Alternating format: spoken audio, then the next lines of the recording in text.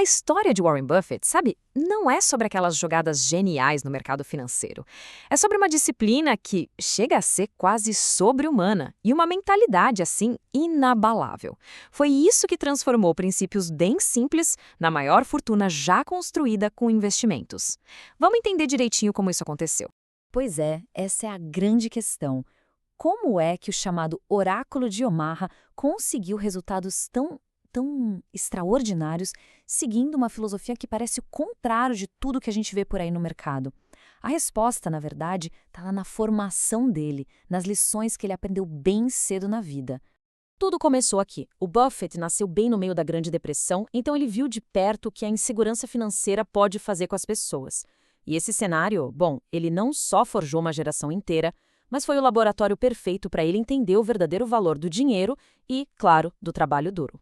Desde muito novo, ele já mostrava um interesse que ia além de só ganhar um dinheirinho. Ele era simplesmente fascinado em entender como o dinheiro funcionava.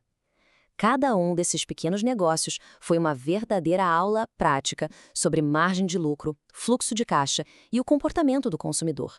E foi exatamente aqui, com o primeiro dinheiro de verdade investido na Bolsa de Valores, que ele estava prestes a aprender a lição, que no fim das contas definiria toda a sua carreira. Ele agiu com aquela impaciência típica de iniciante, né? Garantiu um ganho modesto e, por um instante, deve ter se sentido o máximo. Só que o mercado ainda tinha algo muito mais valioso para ensinar para ele. Logo depois que ele vendeu, ele viu as ações dispararem. A dor de ter perdido aquela oportunidade foi mas tão marcante que se tornou o pilar central da sua filosofia. A conclusão foi muito clara. O tempo, e não a tentativa de acertar o momento exato, é o maior aliado na criação de riqueza. Essa lição sobre paciência ganhou uma estrutura, um método com um grande mentor dele, Benjamin Graham. O Value Investing, ou investimento em valor, deu a Buffett uma metodologia. O negócio não era especular, e sim analisar empresas sólidas e comprar suas ações por um preço com desconto. Simples assim. Bom, com a filosofia definida, faltava o veículo, a ferramenta para executar essa estratégia em grande escala. E o curioso é que ele encontrou essa ferramenta num negócio que estava, na verdade, em decadência. O que parecia um péssimo negócio se tornou o motor do império dele. Em vez de tentar salvar a indústria têxtil, que já não ia bem, o Buffett usou o fluxo de caixa da empresa para comprar outros negócios, esses sim excepcionais. E assim ele transformou a Berkshire num conglomerado diversificado e absurdamente lucrativo. Agora, aqui tem uma evolução na estratégia que é fundamental. O parceiro dele, o brilhante Charlie Munger, o convenceu de uma coisa. Era muito melhor pagar um preço justo por uma empresa fantástica do que pagar um preço fantástico por uma empresa que era só ok. Essa mudança de mentalidade simplesmente elevou a Berkshire a outro patamar. Mas o que realmente diferencia o Buffett não são apenas as estratégias que ele usa, é a psicologia dele. A forma como ele pensa e, principalmente, como ele age sob pressão. E essa citação resume perfeitamente a abordagem dele.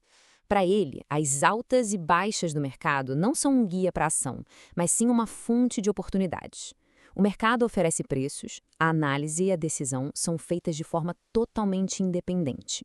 Na prática, o que isso significa? Bom, enquanto muita gente vende em pânico durante uma crise, o Buffett, historicamente, fez exatamente o oposto. Ele comprou grandes empresas quando elas estavam em promoção.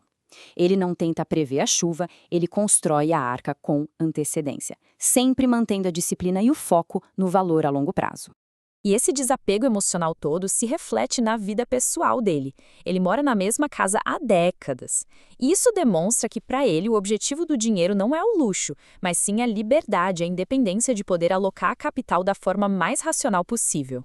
Quando a gente olha para a carreira dele como um todo, a lição mais profunda não está em um único investimento genial. Está num padrão de comportamento que ele replicou por mais de 70 anos. E este é o ponto-chave de tudo. A fortuna dele é resultado do poder dos juros compostos agindo sobre uma base de decisões racionais e pacientes por muito tempo. A consistência, no fim das contas, superou a velocidade. O processo todo, então, pode ser resumido nesses 3 passos. A genialidade não está em prever o futuro, mas em ter um comportamento superior. Ou seja, desenvolver a filosofia, ter a disciplina para segui-la mesmo sob pressão e, finalmente, ter a paciência para deixar o tempo fazer a sua mágica. E o que fazer com uma riqueza tão gigantesca? Para Buffett, a resposta foi transformá-la em impacto. O compromisso dele de doar quase toda a sua fortuna mostra que ele enxerga o capital não como um fim em si mesmo, mas como uma poderosa ferramenta para resolver grandes problemas da humanidade. No final, a saga do Buffett deixa uma reflexão que vai muito além das finanças. Paciência, disciplina e foco no longo prazo são princípios que criam valor em qualquer área da vida. A pergunta que fica não é apenas sobre como investir o capital, mas sobre como cada um de nós investe o recurso mais precioso de todos, o nosso tempo.